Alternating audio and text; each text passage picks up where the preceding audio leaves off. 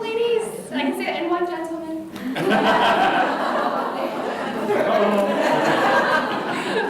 Welcome. So thank you all for being here. This is our WISH kickoff event, Spectrum Health's newest inclusion resource group, which is WISH, but that's short for Women Impacting Spectrum Health. I'm Allie Donzilla, and I'll be co-chairing that group, and we're just very excited that each of you took time out of your day today to be here. We're very overwhelmed by the response. We initially just kind of put this out to friends and networks and saw a huge response, so I think that really illustrates the excitement around this group and then the need to really connect women within Spectrum Health, so welcome.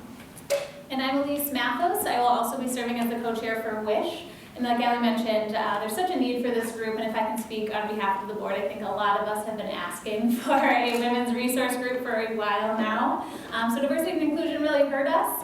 So it's been a couple months now that we've been working behind the scenes. We've put together a board, we put together a charter, and we're excited to introduce our board members to you all this evening. So to share who those are, so if you are here, when I read your name, if you want to go ahead and stand. So we have Caroline Leha with us, Britt Knapp, Heather James, Courtney Hilbert, Kaylee Swanson, Loris Migalski, Apple Jones, Sharon Red Robinette, Dr. Kathy Chadwick, Dr. Simi Bay, and Belinda Cunningham. All right, thank you. Thank you all for your hard work and leadership so far in these efforts. But WISH and today's event really is all about all of you here in the room. So WISH is about the 75% of employees at Spectrum Health that are women. But as a group, our intention really is to connect employees both in the clinical and non-clinical spaces to opportunities aimed at improving overall health and well-being of the women in our organization and in our community. So we'll serve as an intersectional platform promoting both professional and personal development. And to do this, we want and need to hear from you all. So while we're kicking off the WISH event today, our plan is to spend the next few months really listening to our employees and hearing what you would like to see from a group like WISH.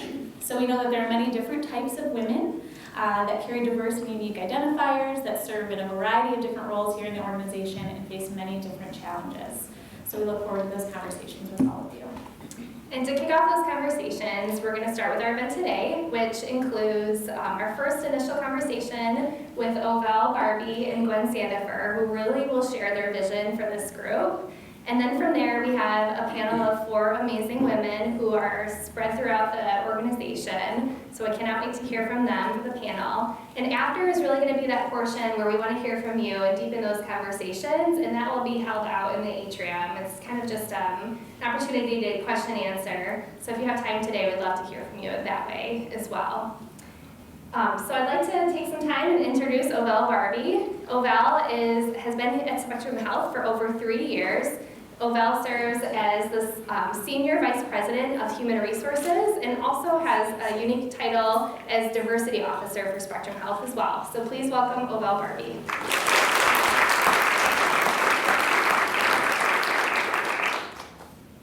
Making sure you guys can hear me okay. It was interesting arriving and having people go, there he is. Not hard to spot out. So I'm really excited about having the opportunity to work with our number 8, our 8th inclusion resource group, which is an indication that our vision is becoming a reality in terms of our interest in diversity, equity, and inclusion.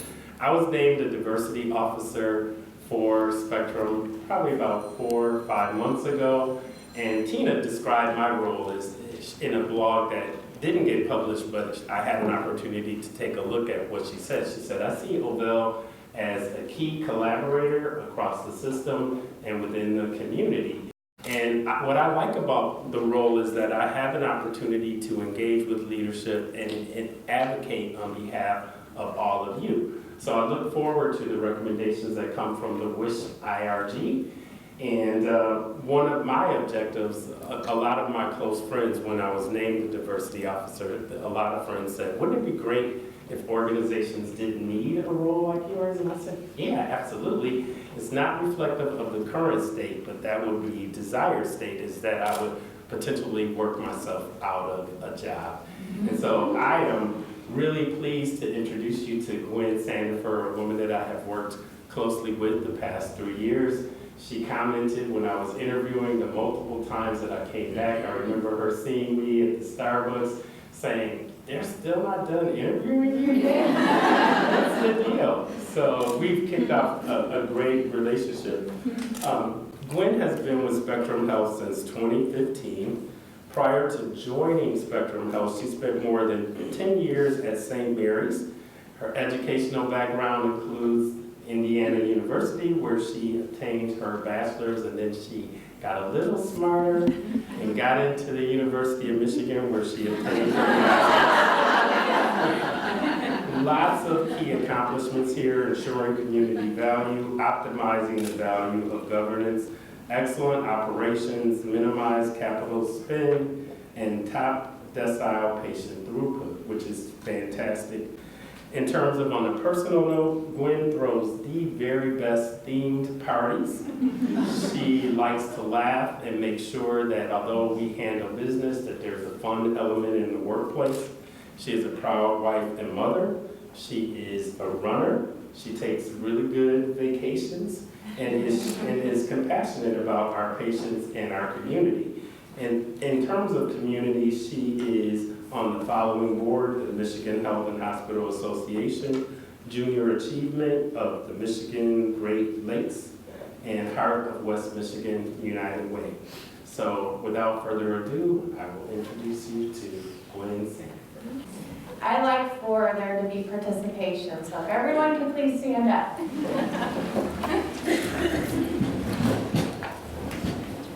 I truly believe that for anyone to be successful in life, they really need to be thinking almost like the GPS on their phone, and they need to have 3 different targets on their GPS. One is a professional target, one is a personal life target, and one is truly an individual personal target. And many, many times we might have 1, or we might have 2, but seldom do we have 3. So I will ask all of you to raise your hand if you have a professional plan, which means that by the time you retire, you know exactly what you want your in-state career to look like. Raise your hand.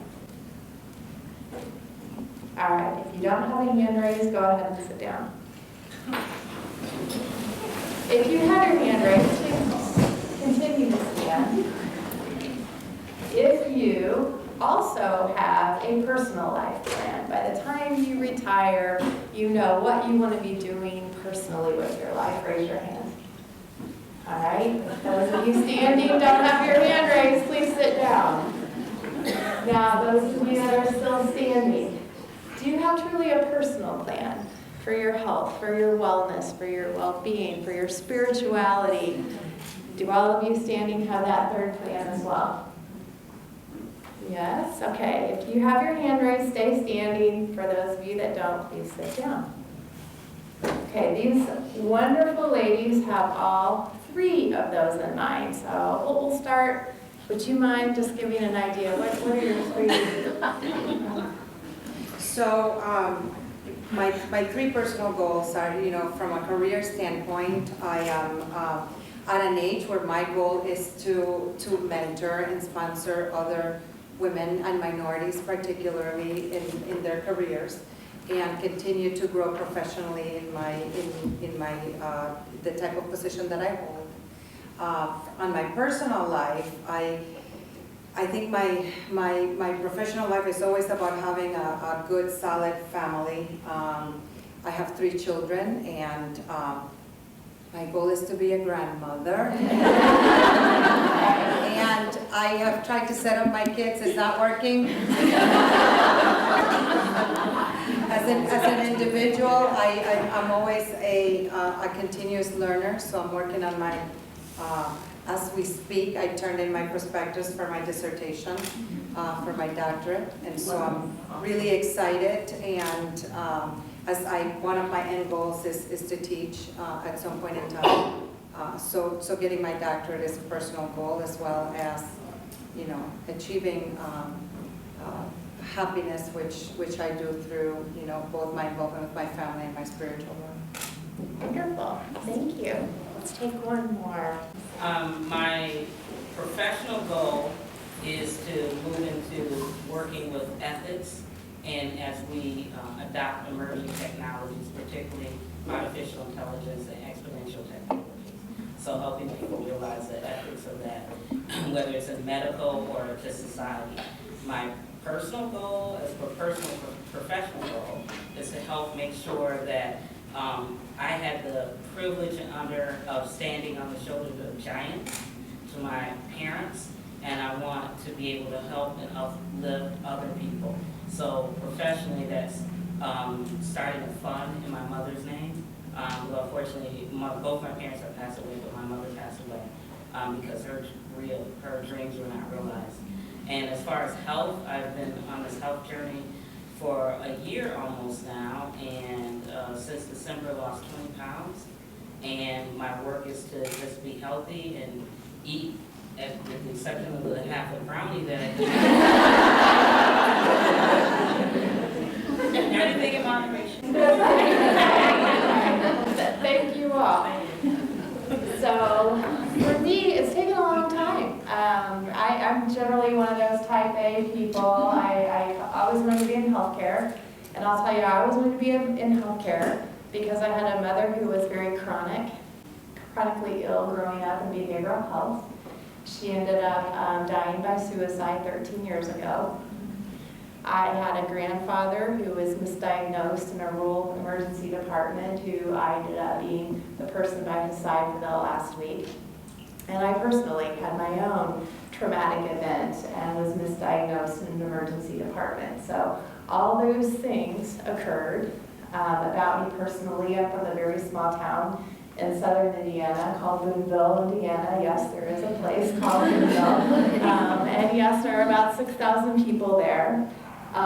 So my passion was really driven by wanting to make healthcare better for people because it's so big, so complex, so scary, so costly, all that stuff you hear about. So I was very driven passionately, professionally, and recognized somewhere along the way that I was so driven professionally, I was forgetting a little bit about the family and forgetting a little bit about me individually.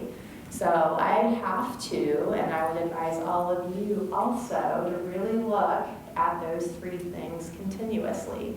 If not, you'll get unbalanced. You will be unbalanced. You'll be frustrated. You'll be stressed. You'll be overworked and underwhelmed with awesome, and then you'll wonder why, and there'll be some gap in your life. And so I journal. I am very clear about what I'd like to accomplish over the next decade. I would like to retire within the next decade. I would like professionally end in the next 10 years with my own business.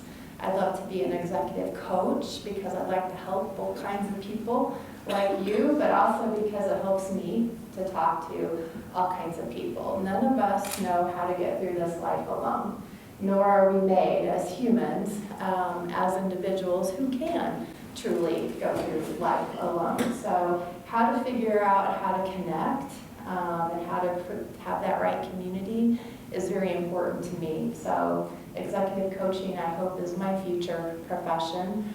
From the personal family side, I would love to be able to have a small foundation someday so that I can actually contribute in different ways to the community and different ways to healthcare, and be that decision maker about how to allocate some funding. So if I'm blessed enough, I hope to be able to do more of that.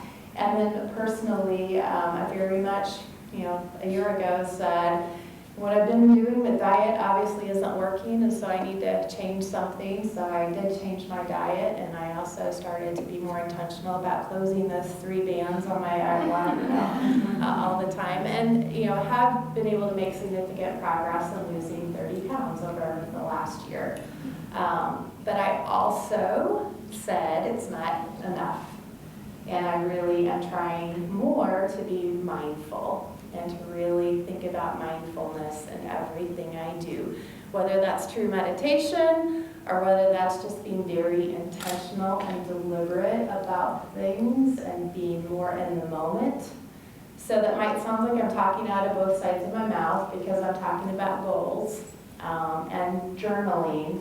But I've found that if you take a little time every night and have that journal by your bed and really do just take 15 minutes and journal, did you really make any progress on any of those three goals you set for yourself? And just meditate a little bit on the current state and how you're feeling, listen to your body. It really provides a new level for me of calm.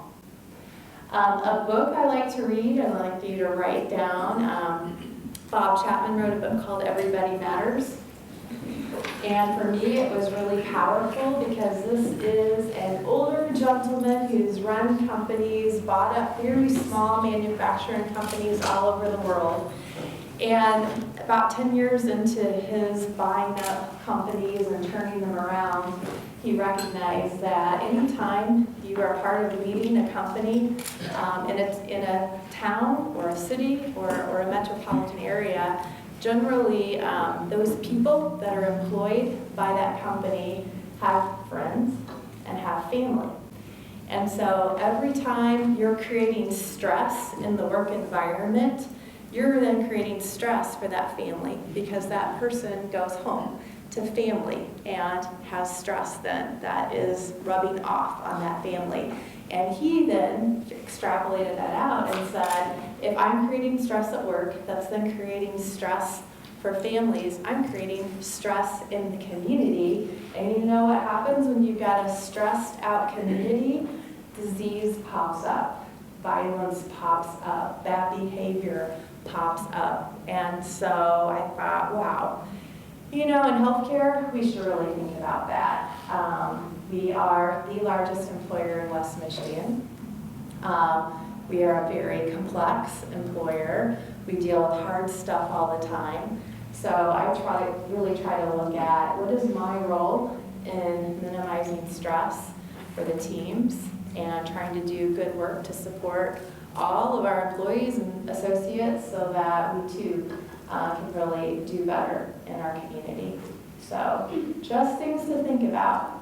Why I'm here, I just can't wait to learn from all of you. I can't wait to try to build community. We don't have this fully formulated yet. There's no agenda, there's no calendar, there's no list of priorities, and that might sound a little scary to you Type A people. It's okay. Number one is to meet each other and have some fun. Let your hair down a little bit. Acknowledge as you get more comfortable with this group that we don't know it all. We don't quite know how to connect, and we don't know how to build up women. This is not about men versus women. This is not about a strategy to grow more women leaders. If that happens, that's great. But this really is about how do we support women in the organization. We still have a national issue where women get paid less, 15% on average, than men. That's a problem. So how do we really support women in the workforce, but also women in the community? And how do we get great ideas from all of you so that we really can make Spectrum Health a great place for women to work in general? The statistic, over 70% women, is true. I've got the latest statistics for those of you that like numbers. In April 2019, our percent of female workforce was 79.7%, so right there at 80%. 80% women. I came in August 2015, and so I was trying to think through, have we made progress in leadership of women? And I thought we had, but I just got these statistics earlier today, and I'm very proud to tell you, again, you can write these down. In May 2015, 57.7% of our directors were female, and in April 2019, so 4 years later, 61.9%, so some progress there. Another good example, percent of female physician leaders back in 2015 was 24.4, and today is 34.6, so significant progress there. And then percent of female executives back in 2015 was 38.0%, and today is 47.2%. So, yay! We'll definitely take that. I will also end by saying I'll stick around for the dialogue. I'll stick around to have any of you talk with me, but I thought it was very important to say that I truly have been developed and mentored and coached by so very many. And most of the time, those that developed, coached, and mentored me were male. There was a question to the panelists when I was asked a question, who among all the females that you have been led by supported you most? And I had to say, mostly it's been men. So I've just been very fortunate to have worked with some great men. So again, this isn't about male versus female. This is about how do we really look at the unique needs, the unique leadership capabilities of women. Because as I work on women's health strategy, we also can't ignore the statistics that women make most of the decisions in the family. They make 80% of the healthcare decisions, and that includes which insurance to buy, that includes which doctor that they or their family member or their spouse and their parents likely go see. And in some cases, it's even more than that. So many times they're the main caregiver when there needs to be a full-time caregiver for that family member and sometimes friend. So the power of the female is palpable, and probably we haven't utilized that power quite enough in all the right ways. So I'll turn it back over to this group and then stick around to see what great ideas you have. And I'm just proud to be your executive sponsor. Thank you.